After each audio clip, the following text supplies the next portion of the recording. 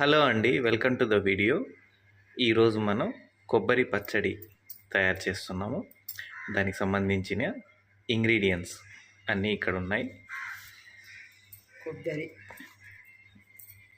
కరివేపాకు, ఎండుమిర్చి, ఎల్లిపాయ, చింతపండు, జీలకర్ర తయారు చేసే ఇంగ్రీడియంట్స్ అండి. ఎండుమిర్చి వేయించడానికి నూనె పోసుకుంటున్నామండి. తగినంత ఆయిల్. ఇది మా ఛానల్లో ఫస్ట్ వీడియో అండి. కొద్దిగా మీకు కూడా అర్థమవుతుంటుంది ఫస్ట్ టైం చేస్తున్నట్టు. ఎండుమిర్చి వేసామండి. ఆయిల్ వేసుకొని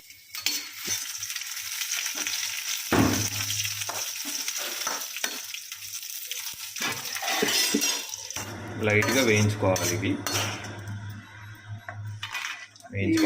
వేయించితే చాలండి. నెక్స్ట్ కొబ్బరి అండి. కొబ్బరి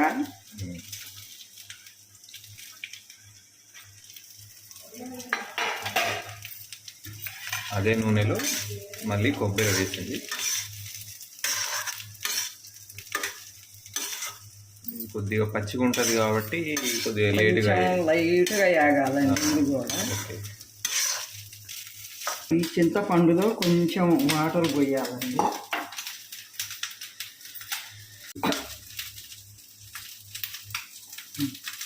చాలండి. సో చింతపండు నానబెట్టుకుంది. వాటర్లో నానబెట్టుకున్న చింతపండు, కొబ్బరి వేగుతుంది. కొబ్బరి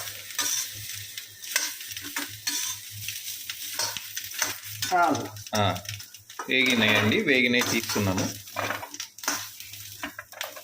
వేగినాయి తీసేసుకోవడం ఇట్లా. ఇప్పుడు ఈ కళాయి వద్దా ఇది ఉడకబెట్టాలి.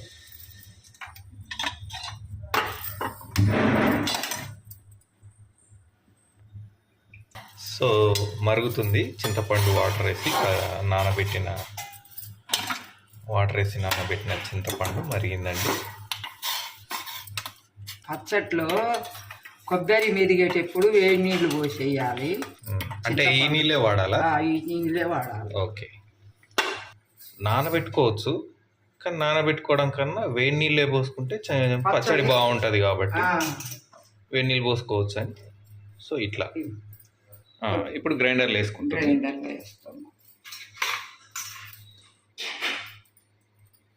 ఒక స్పూను జీలకర్ర,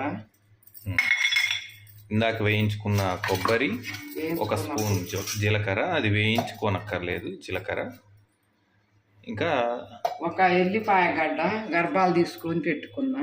ఓకే. అవి కూడా వేసేస్తున్నా. ఓకే. కొంచెం పక్కన ఉంచుతున్నా తాలింపుకి. సగం వేసింది, సగం ఉంచు పక్కన. ఓకే, మన ఇష్టం. తాలింపులోకి తక్కువ వేసుకోవాలనుకుంటే తక్కువ వేసుకోవచ్చు. ఎల్లిపాయలు ఉంటే బాగుంటుందని. ఇప్పుడు చింతపండు ఓన్లీ చింతపండు వేస్తున్నా. అవి మెరిగేటప్పుడు ఆ వాటరు పోసుకోవాలి. సో గ్రైండర్ మీదికి తెచ్చుకున్నాము, మూత పెట్టుకున్నాం.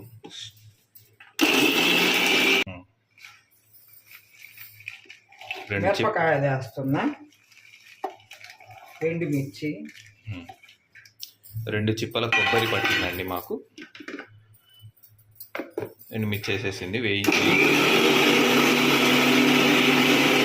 ఇప్పుడు ఆ చింతపండు వాటర్ యాడ్ చేస్తున్నానండి. ఆల్మోస్ట్ గ్రైండింగ్ అయిపోయింది. ఇప్పుడు ఉప్పు వేస్తుంది. సాల్ట్ ఒక చెంచా పడుతుంది. ఇందాక ఎల్లిపాయలు దంచానుగా, మిగిలిన ఎల్లిపాయలు దంచి పెట్టాను. జీలకర్ర స్పూను, ఆవాలు స్పూను, శనగపప్పు, ఎండుమిర్చి, పసుపు, కరివేపాకు. ఈ తాలింపు కావాల్సినవి. నూనె వేస్తున్నా, కొంచెం ఎక్కువే వేస్తున్నా. ముందు ఎల్లిపాయ వేస్తున్నా. పర్లేదు, గట్టి చెప్పు.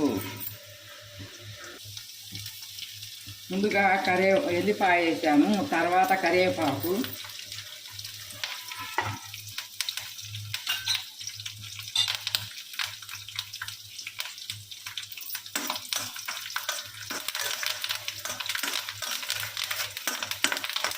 ఇది కొంచెం వేగాక తాలింపు గింజలు,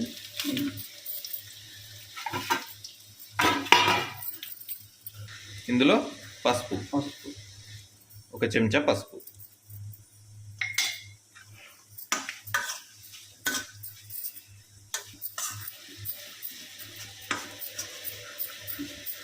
అంతేనండి. కొబ్బరి పచ్చడి రెడీ. అంతేనండి, ఇక కొబ్బరి పచ్చడి రెడీ.